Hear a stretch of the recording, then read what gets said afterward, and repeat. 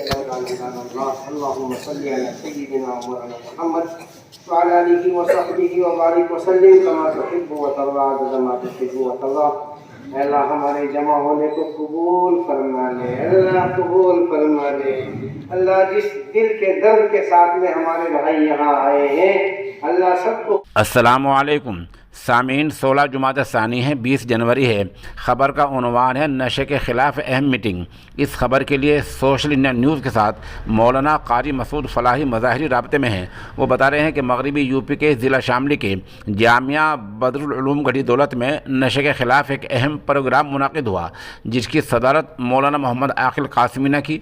इस मौके पर DIG परतेंद्र सिंह की हिदायत पर यहाँ आए अफसर मुबारक हसन ने नशे को जड़ से उखाड़ फेंकने की अपील की है। जड़ से उखाड़ फेंकने की अपील की और अपना नंबर भी लोगों को दिया और कहा कि जो लोग शराब के नाजायज़ कारोबार में लगे हैं और वो नहीं मान रहे हैं या कोई सरकारी अहलकार उनकी पुष्ट पनाही करता है तो इस नंबर पर बता दिया जाए, कार्रवाई कराई जाएगी। उनके बयान का एक हिस्सा हम वीडियो की शक्ल में पेश कर रहे हैं। उधर शेखुल हदीस मौलाना मोहम्मद आकिल कासिमी ने कहा, शरई और अखलाकी ज़िम्मेदारी है कि हम सब मिलकर शराब के ख़िलाफ़ मुहिम चलाएं। उन्होंने कहा, बड़ी तादाद में नशे के आदी लोगों ने ज़मीनें बेच दी हैं। मौलाना के बयान का वीडियो भी हम पेश कर रहे हैं। इस सिलसिले में हम सरकार से ये कहना चाहेंगे कि शराब के जो ठेके आबादी के नज़दीक हैं, सर्वे करा कर उनको बंद कराया जाए। दूसरे के कोई इंसान शराब के ठेके से शराब लाकर रात में दिन में घर में बैठकर पी लेता है तो ये काम सरकार की निगाह में दुरुस्त है? क्यों? नशा तो नशा है, आप इसके ख़िलाफ़ मुहिम क्यों नहीं चलाते? मीटिंग में प्रधान मोहम्मद राशिद, साबिक प्रधान उमरदीन, समाजी खिदमतगार मोहम्मद तनवीर एडवोकेट ने भी बयान किया और गाँव से नशे को ख़त्म करने का अहद किया। पस मंज़र में हम चंद तस्वीर और वीडियो पेश कर रहे हैं। किसी को पैसा आराम से मिल रहा है तो किसको बुरा लगता है, मगर एक मुसलमान होने के एतबार से हमें ये चीज़ सोचनी चाहिए कि हराम चीज़ में कभी भी नफ़ा नहीं हो सकता।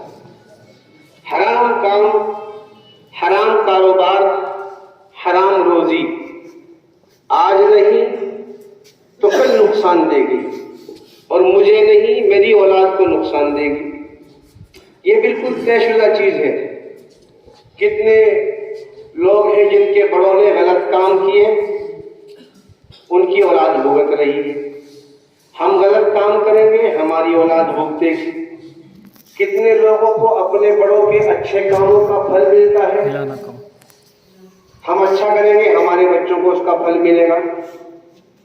इसलिए जरूरी है कि इस पर रोक लगाई जाए और ये किसी एक आदमी का काम नहीं है, किसी एक खानदान का काम नहीं।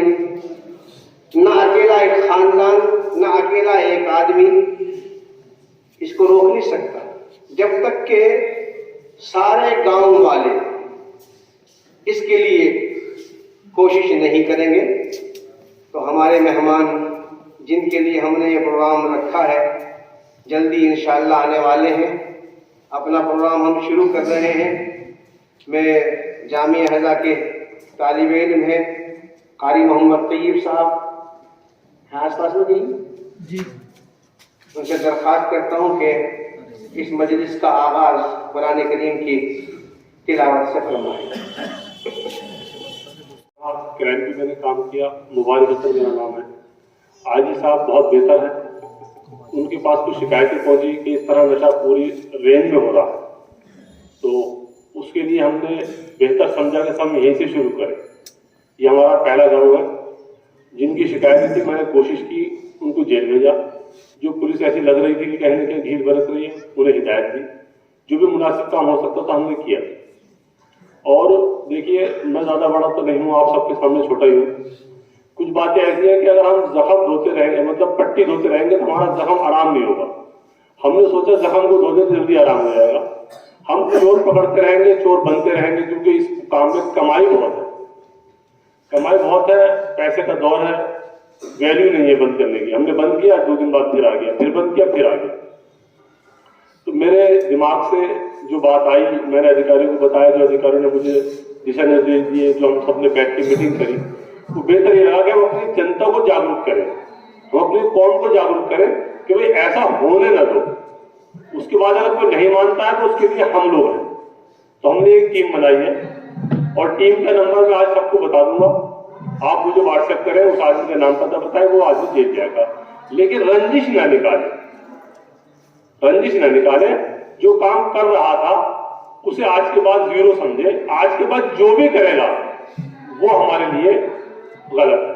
जिसने कर दिया, छोड़ दिया, हम उसका पीछा ना करें तो बेहतर है, क्योंकि उसका पीछा हम करेंगे तो हम पूरी तरह कामयाब नहीं हो पाएंगे। लेकिन जो कर रहा है, अब जो करेगा, उसके लिए हम चाह रहे हैं। देखिए, मैं बहुत बारीकी से देख रहा हूं, आप लोग भी जानते हैं, सब कुछ तो मौलाना ने, हजरत ने बता दिया होगा या बता देंगे, पहले भी जनाब ने बता दिया। 70% तलाकें हमारे यहाँ इस नशे से हो रही है। 2 घर बर्बाद होते हैं, लड़की वाला भी और लड़के वाला भी। दूसरी चीज, हम लोगों की जमीनें बिक रही हैं। आदमी पहले शौक में नशा करता है, फिर अपने पैसों से नशा करता है, फिर सामान बेच के नशा करता है, फिर चोरी करके नशा करता है, और कुल मिला के हर चीज का आखिर मौत है। जिसने शुरू कर दिया नशा, उसे मरना है। 10 दिन बाद मरे, 10 महीने बाद मरे, 1 साल बाद मरे, उसका आखिर जो वो मौत है। और मौत में खाली मौत नहीं है, घर में एक मर जाए बाकी बच जाए, नहीं, घर की बर्बादी के बाद मौत है।